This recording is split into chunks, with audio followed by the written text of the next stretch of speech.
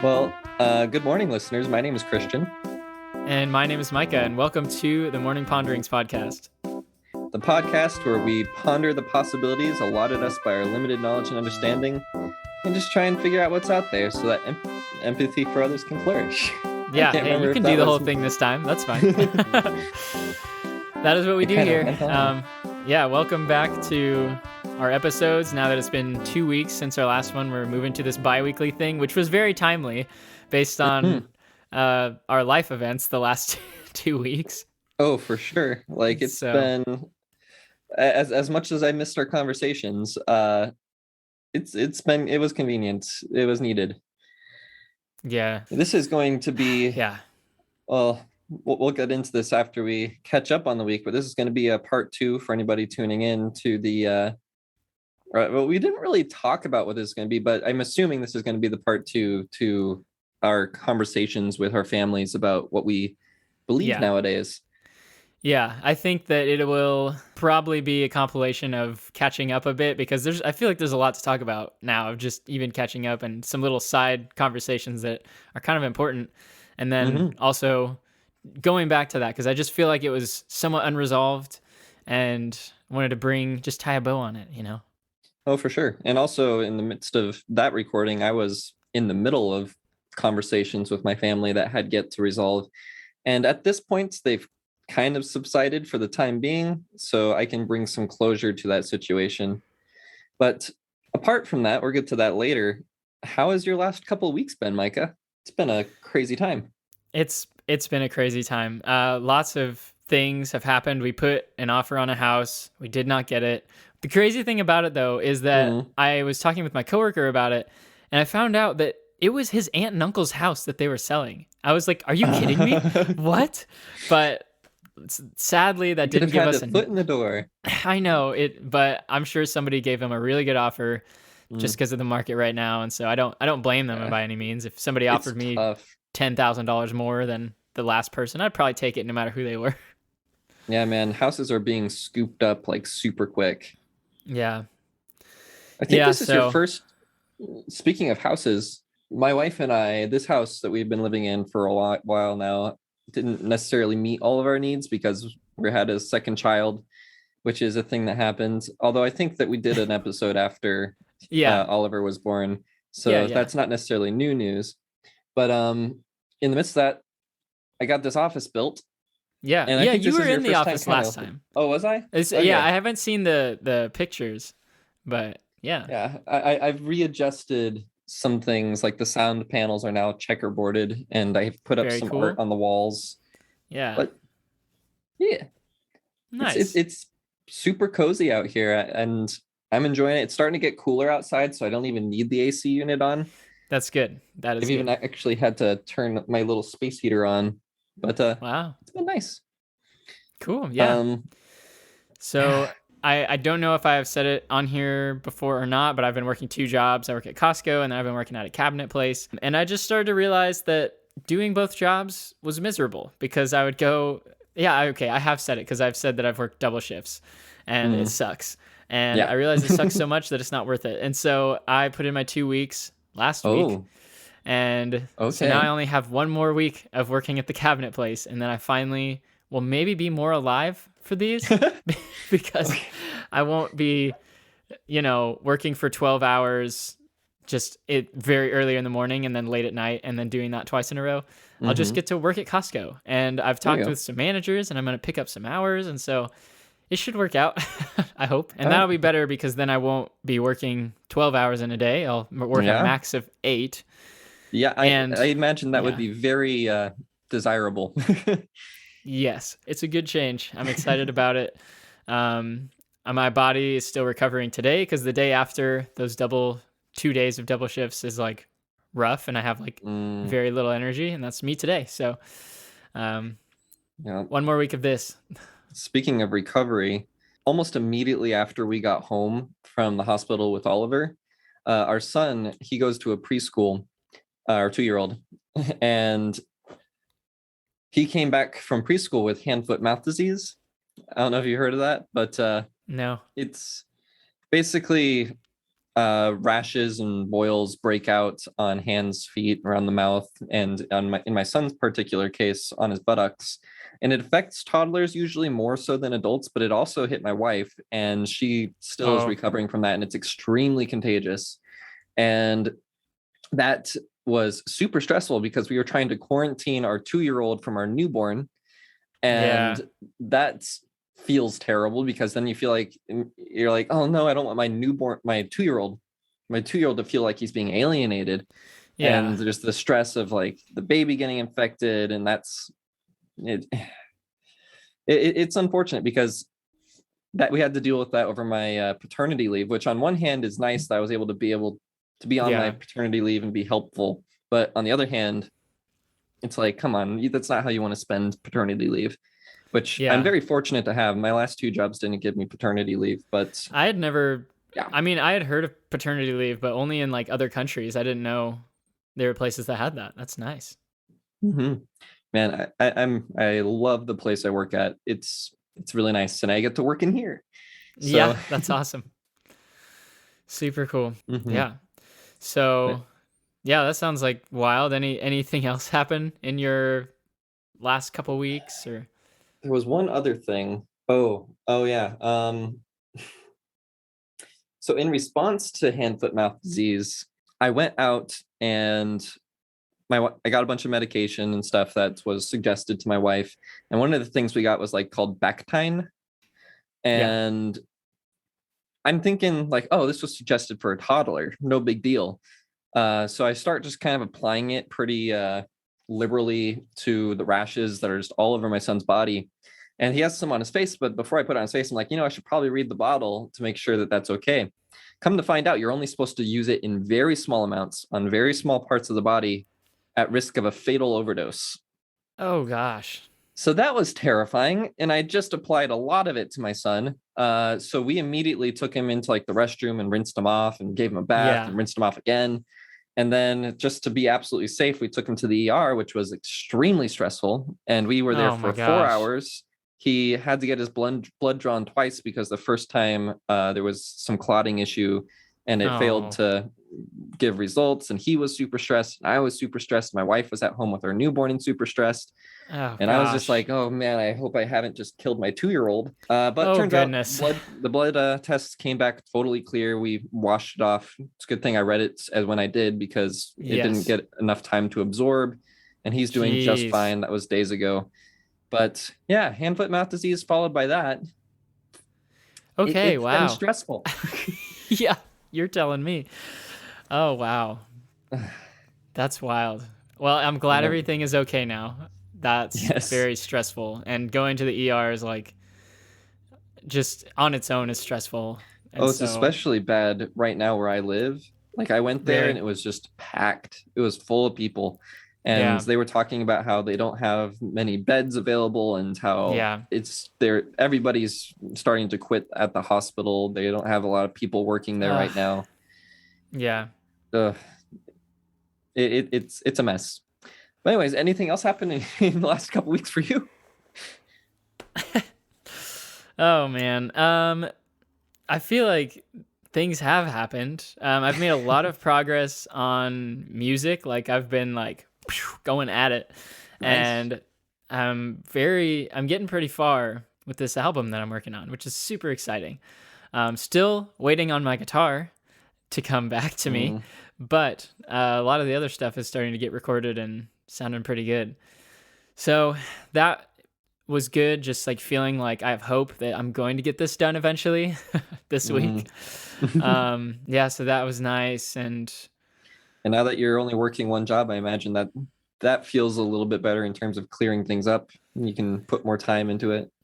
Yeah. Well, one more week and then I won't be working 2 jobs. And I think I will have more time to invest into it, which will be good because I mean, really like that is hopefully a goal of mine is I hope to make like music not my maybe full career. If I could make it my full career, maybe, but at least part of like my career and make some money from it because I love doing it. And I think I'm good at it. I don't know.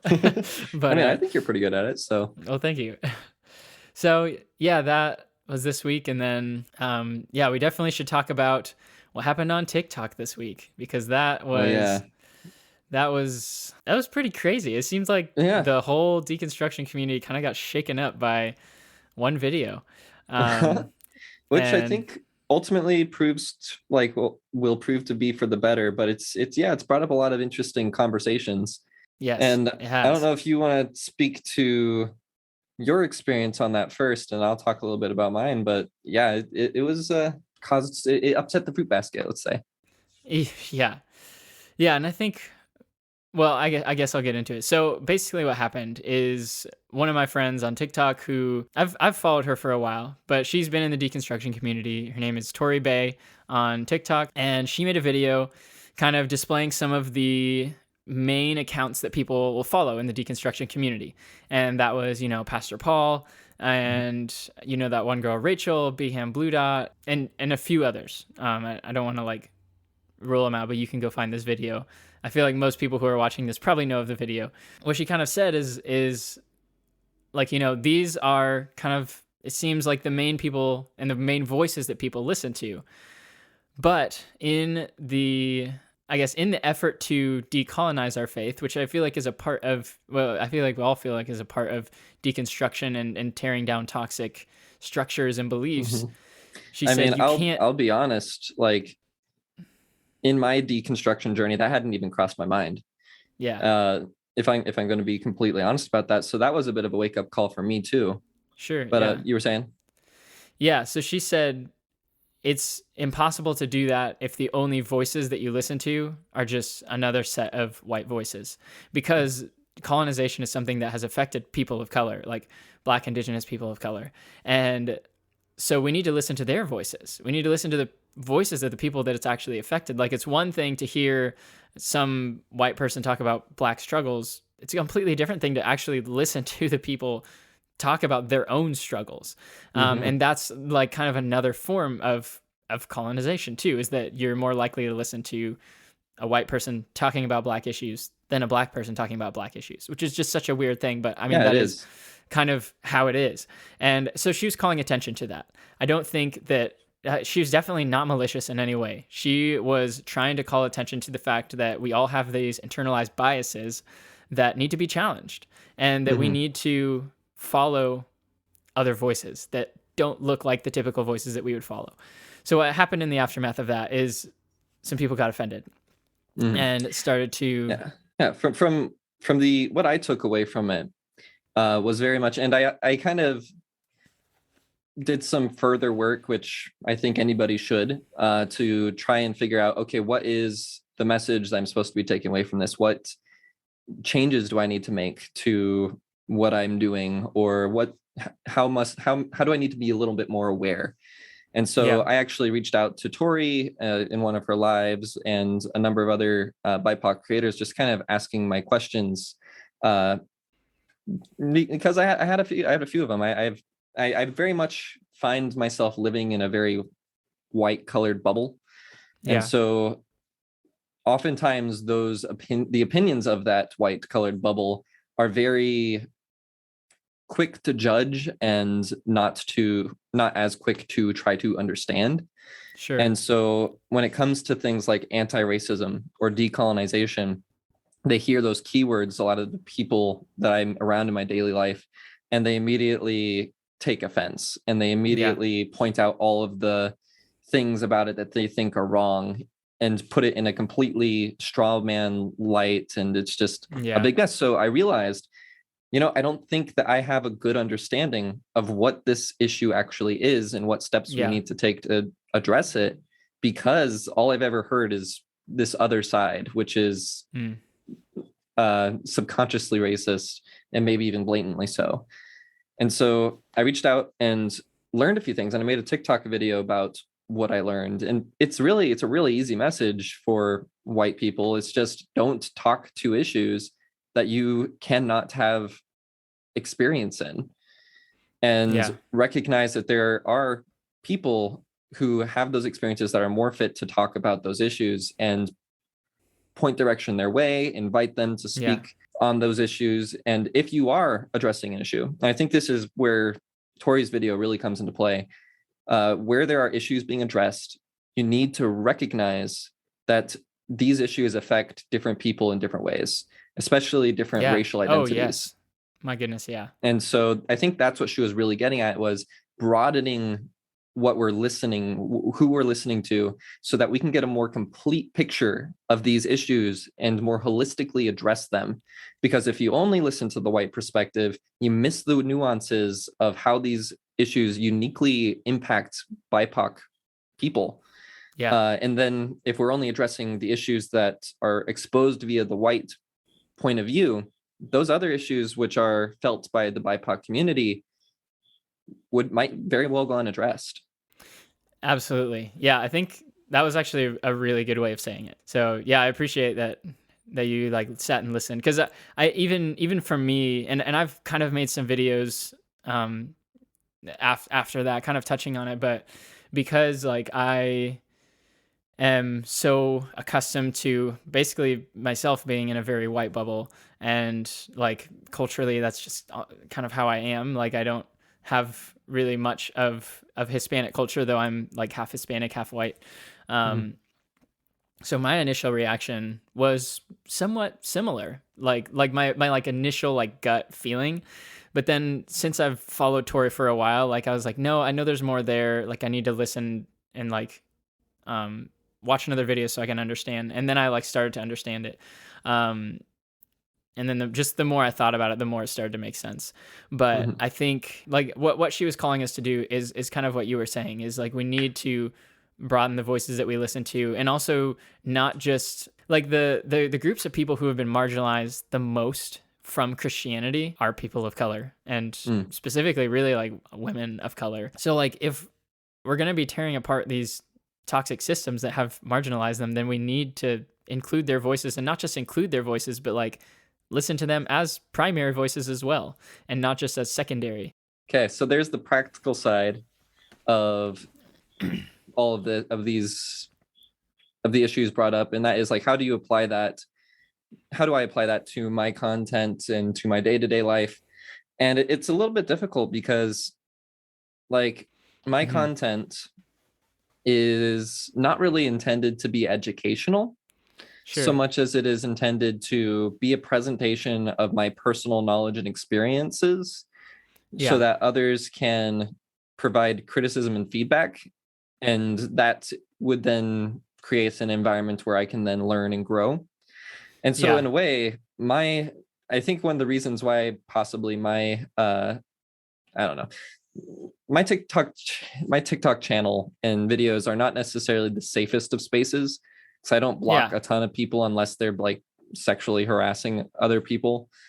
But I permit all the voices, even some of those that are most toxic, so that I can talk to them and try and understand why in the world are you so toxic.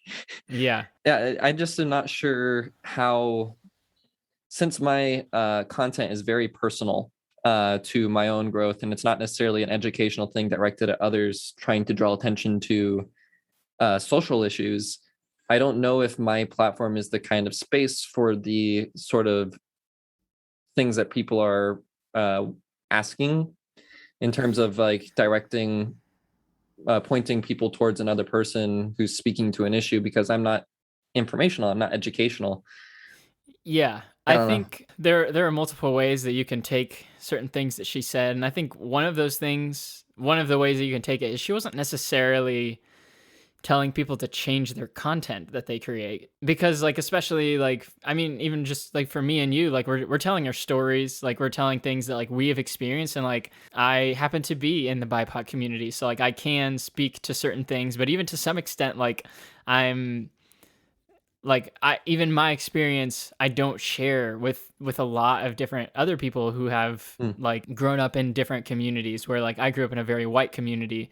It's going to be a different experience than somebody who grew up in like, really just like any other like environment. Environment, culture, like all of those things, and like how America, the church, has dealt with their culture, because like I was culturally just kind of white. And so it's not necessarily like that you need to change your content that you create, but the call really more was like, who are you listening to, and who are you pointing to as, or maybe not like pointing to, but like who do you see as like the experts or the people who are like the main voices you listen to, and then what is the bias that you need to address that is gearing you more towards like white people, even if they say the exact same things as somebody who is of color, and I think that is really the call, because like that Yes. is the difference, is because like she even said it, like some of the content that some of the people create who like are like very petty or snarky and stuff, like as a white woman, like that's like funny and like you can do that, but that's from a place of privilege, because if people of color did that, then they would be seen as like, oh, like you like mean person, you like, they're treated a completely different way, just because like they could say the same exact things, but just because they look different, they're going to be treated different by people, and people's implicit biases are going to come out in that situation. And so all of that to say, I don't think necessarily she was like, y'all need to change your content right now, which I think some people took it as that, and that was even somewhat more offensive, because like, no, like now, because now you're almost playing like you're a victim in this situation, when like you never, like that never was the point. We weren't trying to victimize anybody. I know y'all are always waiting for editing Micah to pop in and say something, so here I am again. I just wanted to clarify and say something that I think it kind of sounded like I was implying, but is definitely not what I meant. There is nothing wrong with having privilege. All of us have some sort of privilege to some extent, even if that's just economically we have privilege. The question is, what do we do with that privilege? How do we use that privilege? And to what extent do we even know that we have it and acknowledge that we have it? The very tangible way that we can see something like wealth and privilege of wealth being used to uplift the voices or the people who are not of wealth is by redistribution of money. Like that's just a very tangible way of seeing that. Whenever it comes to our voices and how we are using our voices, that is going to be a different thing, that it's something intangible. It's something that is hard to wrap our mind around, and how we're going to then use our privilege to leverage it for the people that are not privileged. And so I think this is a very nuanced conversation. It's something that's ongoing, and honestly, I don't know if I'm the best person to talk about it, but I just wanted to throw that out there, that there's nothing wrong with having privilege. I don't think there's anything wrong with having privilege. It's just we do need to be aware of the privilege that we carry and recognize that sometimes whenever we're tackling these issues, we need to not forget that and be able to help those who are maybe not privileged and point to them as valid as well. And so anyway, we're going to continue with the discussion. Just wanted to throw that in there. I do think there was a little bit of a call to examine the content you're making. Yeah. And recognize, like, are you overstepping? Can you bring in somebody that's has those experiences? Are you trying to speak to experiences you haven't had? So I think there was an extent of like reflecting upon the content you're making, and if your content is of that nature, making those adjustments. But it definitely wouldn't be something that's applicable across the board. Like, for example, with my content, which is a little bit more personal, I'm not trying to speak to other people's experiences so much. I actually try my best to recognize that there is a diversity of experiences, and how even though I can't bring myself to be exclusively a Christian and fully behind everything, I recognize that other people might have experiences that warrant that. I just don't know. But I definitely heeded the call to broaden my listening. And I think that's what I took away and applied the most. Is I started following a lot more creators and started to really check my behavior and make sure that there wasn't some kind of subconscious racism that was making me only listen to particular voices. And I actually did notice a disturbing behavior to be a little bit raw about myself, in that I started following a lot of, or pretty much all of the people that she suggested to follow. But then I noticed that when I would scroll through my For You page, when one of their content would come up, I just scrolled right past it. And I was like, wait a second, what did I just do? Like, why did I scroll past that? But then I stop and listen to other spots, and it's like, that's something I need to work on. What in the world was that? And that was really strange. I'll be honest too. Like, I have done the same, and I do the same thing. Like, because like I have that same like kind of just internalized biases that like culture has given to me. That's just another structure that I need to tear down in myself. Like, towards myself, like, Mm. and that's like part of the just strange thing about my experience is like, it's like half of me is like kind of at war with another half of me, which is just like a weird, Mm. weird kind of reality to be sitting in. Yeah, and it's something that like, it's making the unconscious conscious. It's like bringing those Yeah. things that like you don't even know, you don't even think about, and bringing them to light and being like, oh, I do that, and like you don't have to sit there and like Mm. feel like you're a terrible person for it because you didn't know, but now you do know, and so now you can do something Mm-hmm. different, and Yeah. Yeah. like that's I think the rewarding part of the work is like we shouldn't get bogged down with like the shame of like, man, I can't believe I used to do that, or that was like, it's just so unconscious and ingrained into me. Like, of course it was. We were all programmed to be this way. And Mm. so, like, it's deprogramming ourselves and then knowing, like, oh, I can only go forward from here. Now that I know, like, it's easier to move Yeah. forward.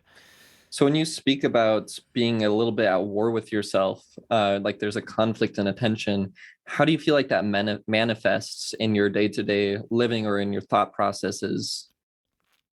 Like, what does that journey look like for you? I think part of it is me feeling like I partly don't belong to the BIPOC community because like I have privilege for like I've talked about like being white presenting and just being accustomed to white culture and kind of being assimilated to it. So like people don't super notice that I'm like, I guess they obviously notice that my skin's darker than theirs, but as far as like culturally, there's not much different. And Mm-hmm. so like part of me feels like, like I can't relate with so many people's experiences of them like having their culture trying to hold on to it and then like society going against them because like I just am with the majority of culture right Mm-hmm. now. And then another part of me is just kind of like sad for maybe like parts of myself that I have missed because like I just don't know much of the culture that I'm from. And so it's just kind of a strange feeling, and like I still forget sometimes, like I legit forget about me being Hispanic. Like I just go through life and like don't think about it Mm-hmm. until somebody says something to me. I'm like, oh yeah. Like all the time people ask me if I speak Spanish and I don't, and that is still a like soft spot for me where I feel shamed every time I have to say no. And like, Hmm. because I feel like I should, like, I'm Hispanic. I should, but I don't. And so that's another way that like I frequently run into is people will assume that I speak Spanish and I don't. And then I feel bad about it because I was like, oh, I should. That's so interesting.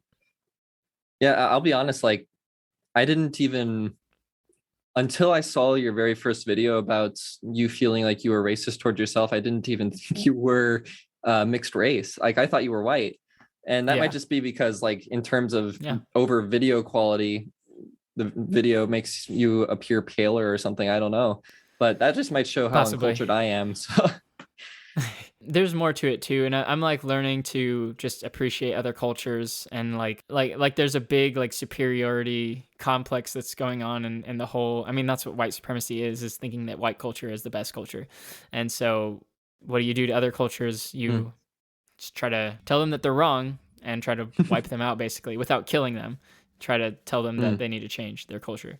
I first Shame learned about into this. what's the Yeah, word? Assimilation. I first learned about this from Joe Lumen because Dirty Rotten Church Kids, shout out to them, they're great. They interviewed her, and listening to her story like blew my mind. And that's whenever I made that first video talking about how I'm racist toward myself, is because she talked about how she was fighting that as well. And like she is Hispanic and now she's like proud of that and embraces her culture. But like hmm. for a while, the church tried to kind of stomp that out of her. And I realized that the church, like I've watched the church do that, and like Yeah. felt like even in high school, like I knew that I was Hispanic. And so I would intentionally like make racist Hispanic jokes so that I could like feel like I fit in with people around me because I'm like, no, like Mm. I'm just like all of you guys, like, and like that was just a way that like I was trying to like cope with my own racial Mm. identity was by saying like, no, it's not me, like that's not me. And look, these jokes are funny. Another way that like that kind of battled in me at a young age. Yeah. That's so interesting. So there's the side of like embracing culture, and that's your outlook on it, like your outlook on your heritage changes, and you recognize that you probably shouldn't like assume that it's lesser than and go along with the different people around you that might basically make racist jokes towards it and that sort of thing. So I feel like that is one way that from what I'm hearing, it's manifesting in being able to embrace your heritage more. But what else does that look like in your life? What are you finding that embracing your heritage, having come from a place where you were largely unfamiliar with it, from what I'm hearing, what does that look like to embrace that? For me, I honestly don't know right now. I'm still kind of deep in the beginning processes of this. And, I'm still young. I've got a long time to figure this out. And I think like a part of it is just going to be accepting like who I am now, and like just knowing that like it's okay that if I was put in a Hispanic community that I would feel out of place, and that like that's okay, like there's nothing wrong with me. I am who I am, and like I think I'm good, like yeah. But I also can celebrate their culture as well, and know that like there is a part of me that still has some of that. Like it's not like my family has no like cultural bearing at all anymore. But I feel like a lot of it has been lost. And so I can't blame them for that either. And so I don't know. I have a lot more processing to do. Yeah, for sure. I feel like maybe there's a parallel that can be made between when it comes to embracing your heritage. On my end of things, it's a matter of acknowledging my heritage and coming to terms with its ugly past. Yeah. And I mean, there's good things and there's bad things.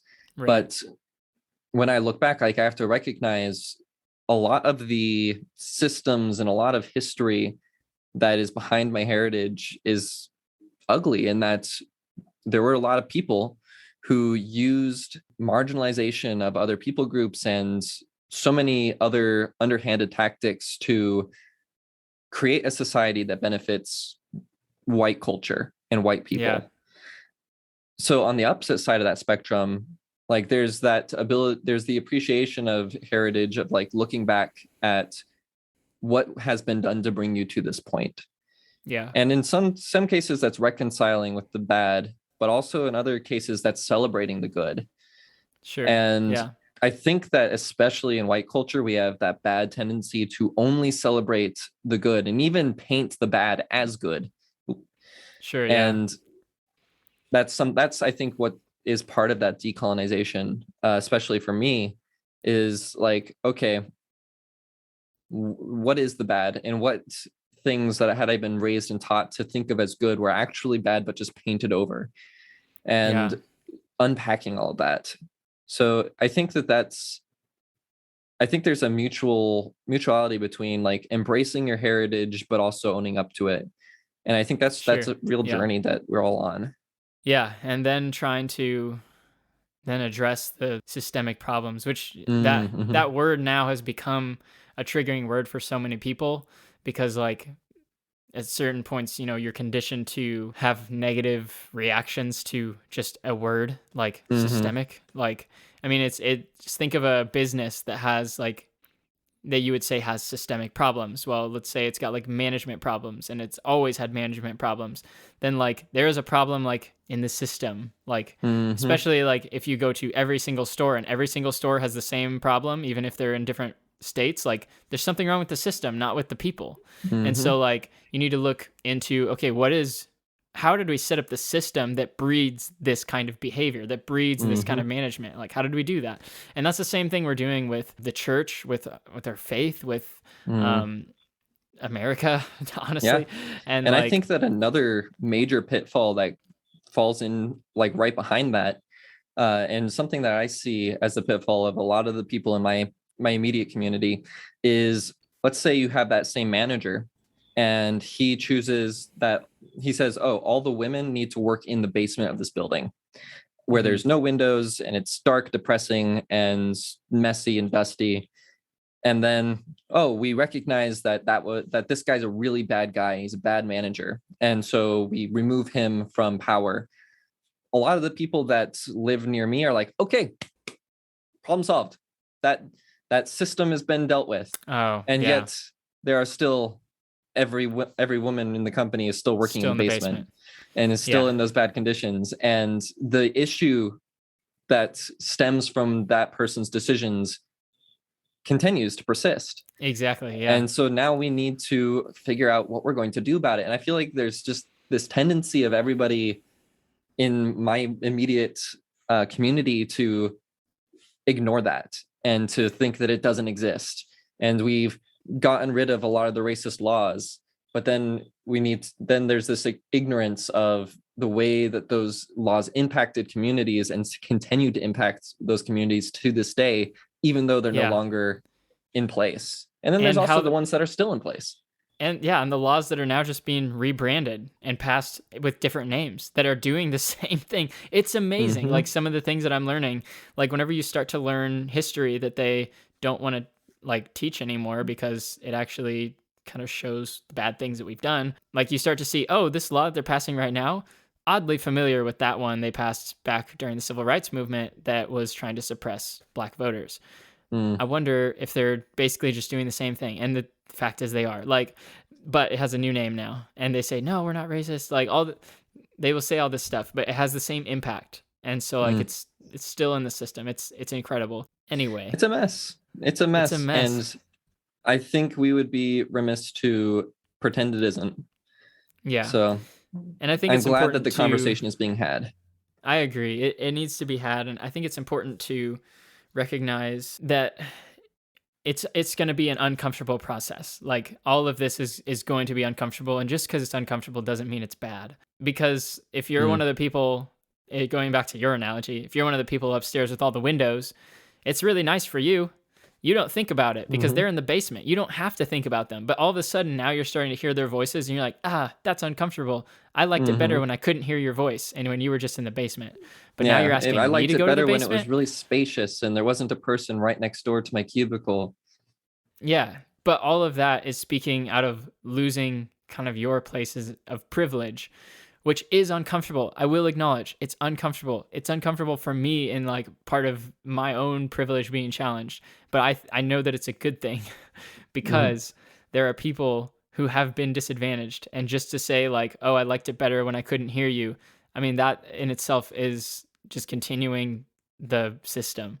And it just there's a lot to it. I think we could talk on this for a while, but I have a lot more to learn. I think we both have a lot more to learn in this subject. And so maybe sometime we'll have a dedicated episode. Honestly, if we have Josiah back on, he would know a lot more about, especially politically, how all of this goes down.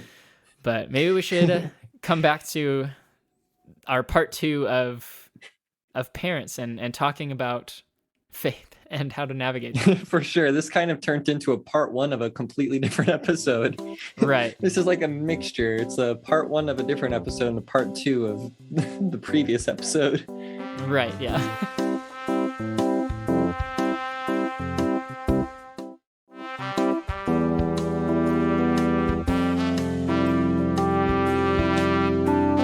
Oh, man. Well, I guess if you made it this far, welcome to part 2 of talking to your parents about your faith, or really just anyone you're close to that you don't necessarily know how to talk about it with them. And I mean, putting it that way almost makes it sound like this is an advice column or something. But I mean, you might be able to take away some valuable things, but really we're just talking about our own experiences from what I understand. Yeah, and it's going to be unique for each one. Yeah, exploring some of the possible ways that you can do it and navigate it and go about it through our stories. And then also through pitfalls. Just, obviously, we've thought about this a lot. Like whenever you're thinking about how do I talk about this with my parents, you go through all the scenarios in your head. And so and maybe we've tested some of them. And so we can speak to some of those. Yeah, but I mean, we are speaking to them to kind of acknowledge the conversation we just had. We're speaking about these from our very particular cultures and our very particular backgrounds. And and relationships. So results will vary widely. Yeah, it's almost like we're putting like a disclaimer of like some new drug that's come out, and it's like the side effects, they could be this and this and this and this. Like, it's going to be very different however you experience it. Well, I've definitely, now that the conversation that I was having with my dad and my grandpa and my grandpa's friend has wrapped up, I learned something in that, for whatever reason, when I speak about my uncertainty towards like Christianity and the truth of the Bible, that can somehow tend to come across as me saying it's absolutely false, it's totally wrong, and it's just full of lies, and I don't want anything to do with it in my life or my lives of my families, because that was the way that my dad and my grandpa seemed to be responding to me presenting all of the arguments that I had for why I was uncertain. And whenever they heard the word uncertain, it seemed like they heard the word, I am certain it's wrong. Absolutely false. Yeah. Absolutely false. And that caused a ton of tension for a while, because they were asking me questions like, well, are you going to bring your kids to school, or not school, to Sunday school, to church? Are we going to have to bring them here for you? And I was like, okay, back up. If I was in that place, that's very disrespectful. But they were saying like, are you not going to want us to have any part of Christianity in your life anymore? I was like, okay, hold up. Can we please take a moment to recognize that all I'm saying is I'm uncertain, and that's not the same thing as me saying I'm banishing it from my life and the lives of my family. Yeah. I do not intend to restrict the places that I and anybody in my family can look for truth. Like, that would be extremely controlling on behalf of me, kind of misogynistic if I'm forcing my wife to not even to abandon Christianity. Like, that'd be terrible. Yeah. So no, I'm not doing that. But apparently that's how it came across. And so I needed to be very specific about that. And once I finally was, my dad was like, I can give you that. And I understand that that's not what you're getting at. And I even said, like, I invite you to share your beliefs and your experiences with me and my family. There's no place that it's all valid experiences that need to be considered. And I think that also really helped alleviate the tension in the room, or at least I can tell it did for my dad. My grandpa just kind of fell silent and stopped responding. But now it's been a recovery mode for me, in that I've been recovering, but my dad and my grandpa still keep like sending me videos and things. Like, my whole conversation with them started with my grandpa sharing a video with like a group message. And he was like, look at this video about this guy proving God's existence. And I watched it, and I gave very honest feedback in that, hey, this isn't proving God's existence at all. This is just this guy making a bunch of assumptions. And then if you don't question those assumptions, God's must exist. It's like, it's not doing what you think it is. And then that led to them asking more and more precise questions, until eventually I just was sharing everything that I thought. But they've been sharing those, and I have not engaged them because I've been exhausted. Yeah, you don't have to. I think, that just makes me think of a segue to, like, you don't owe everyone an explanation. You don't owe them an argument. You don't owe them, like, even if you say something and they want to debate you, you don't owe them a debate. Like, you don't actually owe them anything. You can, and you can debate them. You can talk with them. You can have that discussion. That is 100% up to you and up to what you think is best. But it does get exhausting sometimes, and life does get crazy. And it's like, you know what? I don't actually want to fight about this. And I think in Christianity, at least like for me, like with apologetics and stuff, you're kind of trained to just poke and poke and poke until somebody like breaks down, basically. And like, if they're not willing to debate you, that's because, quote unquote, they know they're wrong, and they just don't want to debate you because they know they're going to prove you wrong, which is just an absolutely ridiculous thing to say. Like, and honestly doesn't give me any credence to listen to you if that's how you think. Yeah, it was actually kind of interesting, because that's usually where those conversations go. But with the specific conversation and my dad's specific response to it, I recognized that there was a bit of, I don't know how to put it, an interesting development occurred, and that's through my presentation of all of the information that I know and the conclusions I feel like I can, what's the word? I can pull from that knowledge with integrity. My dad admitted that he assumes the truth of the Bible to a large extent, mostly because he has, through his life experiences, found that different portions of the Bible ring true again and again and again. So because it's happened so consistently for him, he just assumes it's all true, which I don't necessarily agree with that mindset, but it's a valid mindset for him to take. He can go that direction. But the thing is, like, for me, there's might be certain parts that are true, but I think maybe the next step for him, because I was at that place at one point, and the next step for me was to start to actually dive into, okay, what is the history of the Bible and translations and what agendas have been baked into it? And the more and more I looked at the differences between the original text and all the variations across all the translations, the more I began to see how the Bible has just been twisted and manipulated in so many places, and we only can track those manipulations back to a certain point. And then beyond that, we have no idea how much it might have been twisted and manipulated, especially during the span of time where there was no like established system of what's the word I'm looking for? Preservation. And so it took that for me to then recognize, maybe I shouldn't just assume it's all true. And maybe I should be a little bit more choosy with what I hope for, and instead of just believing something to be true. But who knows? Maybe that's the next step that my dad will take. But it's kind of cool. He might be progressing in that direction. He might have other information and experiences that warrant him to go a different direction or to stay right where he's at. I don't know. But I'm glad with where things ended up. That's good. So how was your experience? Like, in terms of the closure of everything and maybe even the meat of it, if conversations are still going on? Yeah, conversations are still going on. I think, like, I've just been trying to think through, like, what different ways you could go about talking about it, and I feel like I don't have like a great recipe. Luckily, like, on my wife's side of the family, like, her mom just like will ask every once in a while, like ask some questions, and is really good about just like kind of listening and us saying like, don't know. This is what we think. I really don't think it's this, but I do think it could be this. And I think that's part of the struggle of these conversations is Christianity gives you all these answers that they say they are the answers. And there are answers to these questions. And whenever you come to this place of knowing, I don't think this world is as black as white as I've been told. I know that.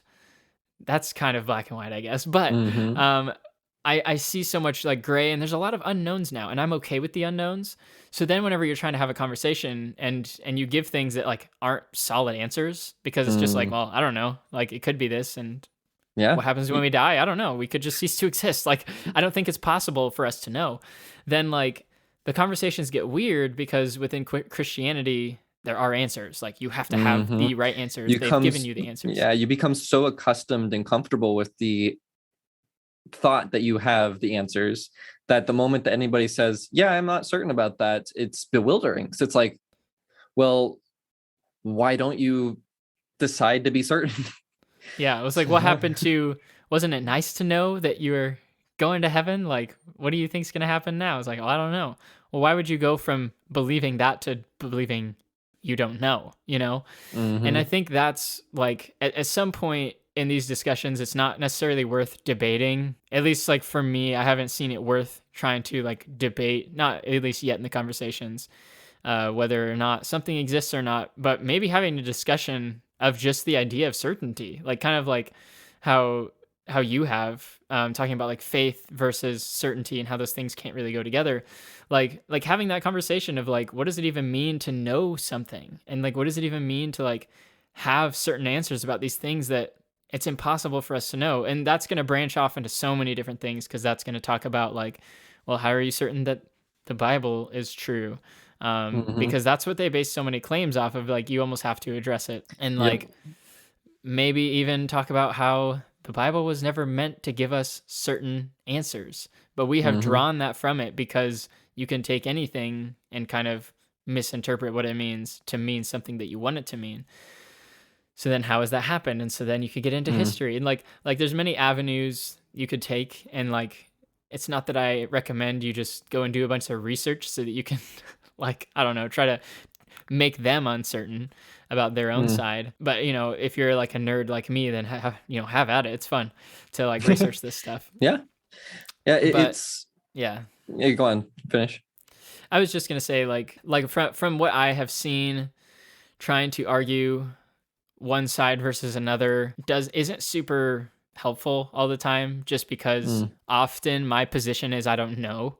And so like, how do you argue it's this or not this, or I don't know? Like, you know, it's like, this is just a weird argument. Like, I don't think you're right, but I can't prove you wrong with some other conclusion. Yeah. So then it's just like, I feel awkward in those situations, at least.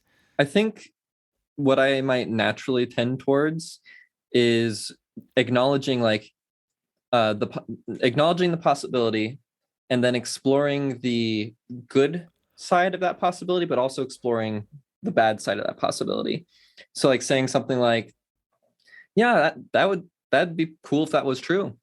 It'd be cool if Christianity was completely true, but I mean, on the other hand, it wouldn't be very cool for anybody who didn't get to know or accept Jesus in their lifetime, because then they'd be burning for hell in eternity. And so yeah, that's one of those, I feel like there's a lot of baggage that likes to get ignored in terms of things that kind of come with Christianity. It's weird because I've been exploring this headspace a lot recently of like, okay, what does it mean to actually freely choose Christianity? Because I have to. like if you're not aware of the concept of hell when you're making that choice, then did you really choose it?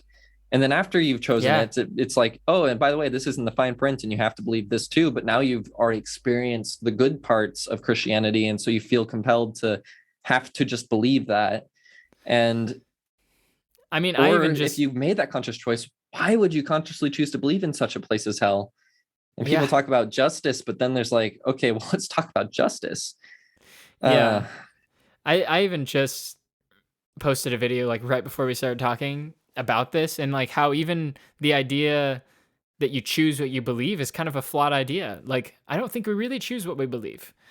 Like, if you told me, hey, I want you to believe that I am a slice of pizza, I can't do that. Like, no matter how hard I try, I can't believe that you, Christian, are a slice of pizza.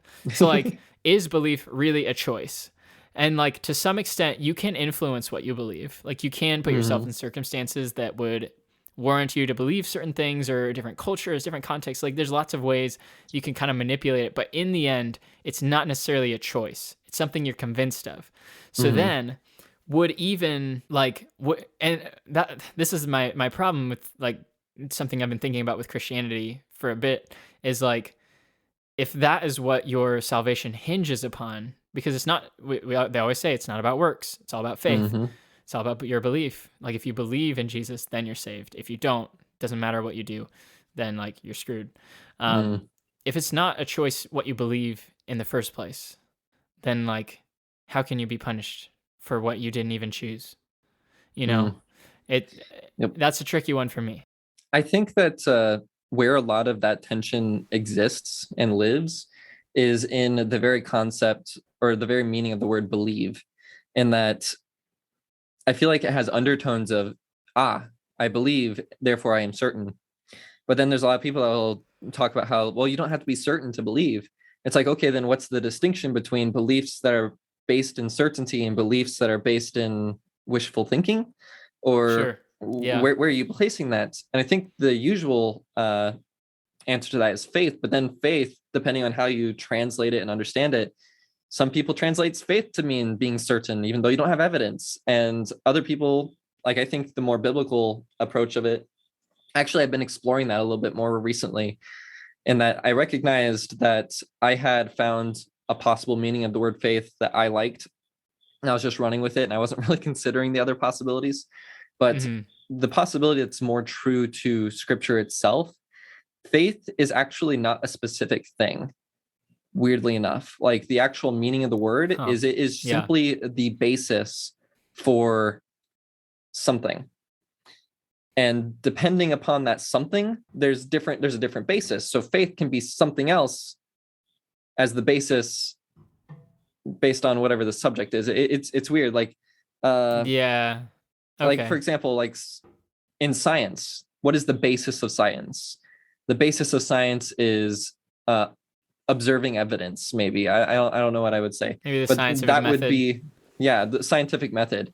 And so technically, if we're using the technical term for what faith is, the scientific method is the faith of science. Okay. Yeah. And biblically speaking, and I'm not a biblical scholar on this, guys.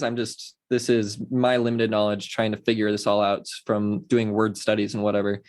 So biblically speaking, when it comes to biblical faith, it is the basis of hope. And depending on how you translate that, like apparently hope in the Israelic understanding of hope, or Arabic understanding of hope, I'm not sure what the root word is. Maybe it's the Greek. I can't remember. I think it was Greek. But I did do the word study and I knew whatever the language was at the time. But apparently what hope is man, that was a lot of ises. Hope is expectation of something that you're rather sure of. And the basis of that expectation is, depending on the translation, but I feel like this fits it the best, the basis of that expectation is confidence. And then that confidence is warranted by assurances that are drawn from like life experience or testimonies of other people.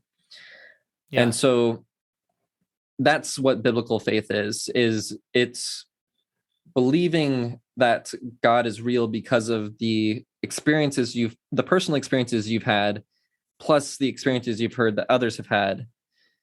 But again, we're using the word believe. So, and I prefer to use just the word hope, like hoping for the existence of God based upon these things, because belief has that undertone of being certain.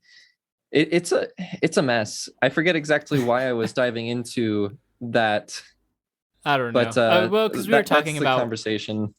Yeah, we were talking about what it even means to believe, and like I think that's important for these conversations. I think what makes at least for me, what makes these conversations difficult is I realize, and that's what we do on this podcast, is we realize the complexity of the human experience and the complexity of all of these issues. They are so complex. And yet what often happens in Christianity is, to give you a simple answer, you have to very super oversimplify everything so that you can have a concrete, short one-liner, this is your answer. When like the issue could be so incredibly complex, even just like how we're talking about what even belief is. Like we could talk a long time about what it even means to believe and have faith. And like, that's such a nuanced and complex idea. Yeah. That is so and it's oversimplified. Not only that, but it's like, it's so fundamental to the root of a conversation that if you do not first start the conversation on an agreed definition and understanding of belief and faith, that conversation's not going to go anywhere. If you guys are both operating on different understandings of those words, then it's going to be totally unproductive. Yeah. Let's wrap up, because I know you've got to go.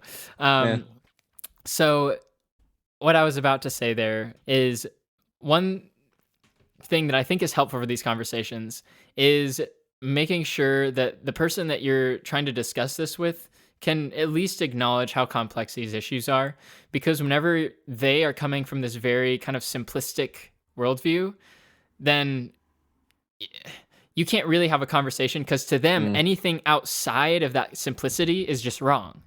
Right? And so sorry, go on. You have to expand their minds a little bit and say, that's not necessarily true. Like the world is bigger than this little box that they've handed you. There's actually, I feel, a better way to go about that. Because the moment you say that's not true, and the moment you say, no, actually, this is what that word means, they shut down. And that just becomes what the argument's about. So a good way to expand their understanding and expand their thinking is to not fight that at all. But instead, like when they say, well, this is what faith is, then you say, oh, okay, so that's what faith is. Then what would you call this? So then define what faith actually is and let them assign a word to it. And then from that point forward, operating upon that language.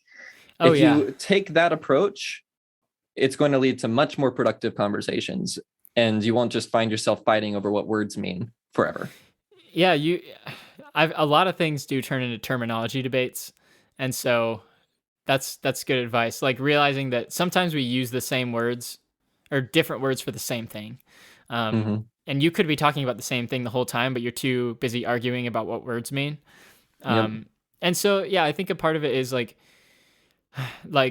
sadly, you might be doing the most work in trying to understand them because they already have a preconceived idea of your position, that your position is wrong.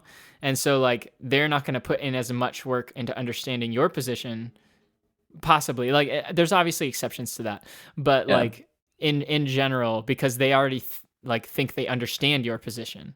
And so like part of it is going to be you maybe doing some extra work, and then also opening their minds to see how they need to do some work too, to try to understand you. Like even just expressing like, I don't think you understand what I'm saying. And like, it's totally okay for you to bow out of conversations too. If they're just continuously not understanding you, it's like, I don't think this conversation is productive. I think we should end the discussion. And you have every right to like set boundaries and say like, no, you've crossed the line, we're done. And or that even can be extremely difficult to do because of course, the moment you do that, they're going to be like, oh yeah, I won the conversation. But sometimes you just need to do what you have to do for your own mental health. Yeah. And maybe you just need to let them think they won, I guess, and just like, because maybe it's easier than sitting there and arguing for hours. I think maybe a good way to make peace with that is that if you end the conversation there and they go on to think that they won, they were going to leave that conversation thinking they won no matter what. Oh, for sure. Yeah. And I also want to acknowledge that there is a shortcoming to my strategy that I mentioned earlier about letting them be the definer of words. And that is when it comes to words that have some kind of baked in significance, like, for example, faith. People will talk about how, oh, all you need is faith. And then they'll weaponize the definition of faith to exclude what faith actually is. And so when you then enter that conversation and you're like, but I actually do have faith, suddenly that word becomes important, and you can't just like say, okay, well, what would you describe what I have? And then they give a different word to it. And then they're like, well, no, you don't have faith. So now you're in a bad situation and you need to change. So there's definitely shortcomings to that. I just wanted to acknowledge that really quick. Yeah, for sure. There's not a one size fits all. A lot of this is going to be trial and error. For us, it still is. We're still at the beginning, still at the beginning phases of all this. But there's some things we've tried, and I think it's hard. Whenever you're in the heat of it, it's really hard to implement some of these things that I've even said. A lot of this is me retroactively thinking like, oh, how I could have done that better. So yeah, it's messy, and it's interesting because right now I'm finding myself in peace times, in that the heat of the argument has resolved, and it's not just steaming or on a back burner somewhere now. And my dad and my grandpa they're throwing out lures. They're trying to hook me into another conversation where we'll talk about those things, which on one hand, I love having those conversations. And also it's kind of valuable because it oftentimes breeds content that I can then make videos about on TikTok. However, I'm just kind of soaking up. I have a backlog of TikTok videos I want to make now. And in the time between now and when I finish out that backlog, I'm just enjoying the piece. I don't feel the need to engage with the videos they're sending me because I just need that time. And especially because I need to be there for my wife, and I can't get wrapped up in a big argument that's stealing my attention away from helping her with the kids. So sometimes you just got to take that moment of peace, or pick your battles for your own benefit and the benefit of those closest to you. Yeah.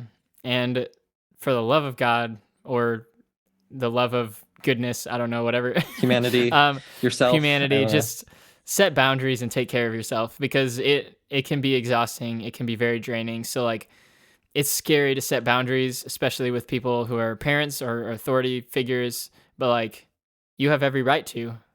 So like, do it. I'm not good at setting boundaries, and so like, I'm not a good example of what that looks like. I'm learning, and I'm a lot better than I used to be. Same. But I think the first time I tried setting a boundary, I accidentally came across as, I don't want you as a part of my life. Blah. And I just completely nuked a friendship of mine from orbit. And then we've never talked since.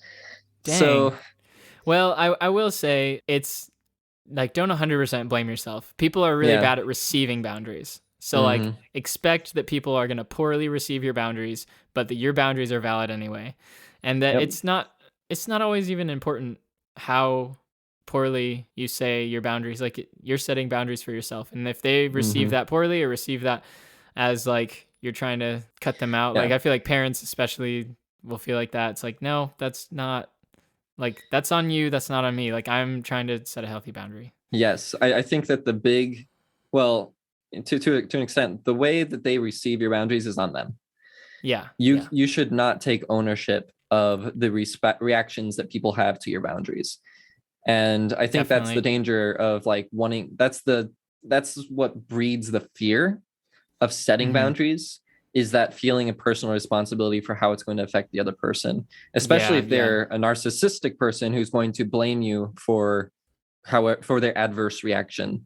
Absolutely. And make you feel like you need to own them. And if there's someone in your life like that, and you are having a tough time dealing with them, but they are a prevalent part of your life, I would encourage you to see a therapist. They'll help you to navigate that. And man, I really hope that person can be convinced to see a therapist themselves. There's actually this guy on TikTok.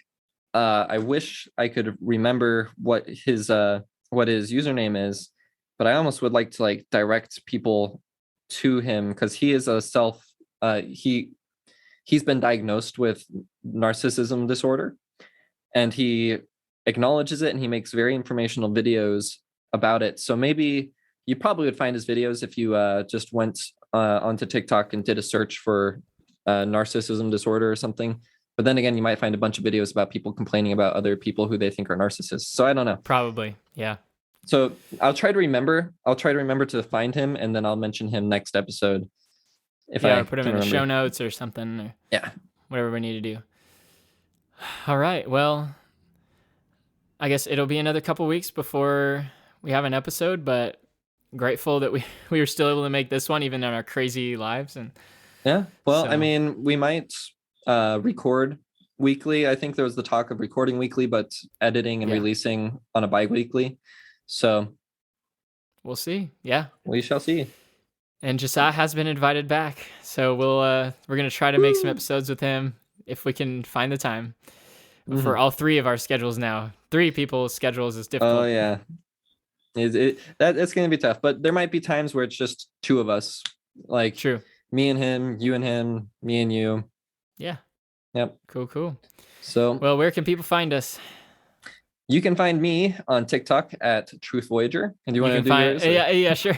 You can find me at Pondering Together on TikTok. Yep. And you can find our combined TikTok page at Morning Ponderings. And we are basically on every platform now as far as podcasts go. And so you can connect with us there and leave a comment on YouTube or find us on TikTok and send us a DM or something. And if you really, really like us and like what we're doing and would like to support us, you can find a link in the description of this episode. Well, you can find links to all those places, but also a link to support us. So consider doing that. Indeed, especially now that I'm quitting my job. No, but don't worry. I'll be all right. I'll be picking up hours, so I won't be like dying financially. So yeah. All right. Well, thank you all for listening, and I hope you all have a wonderful day. Have a great one.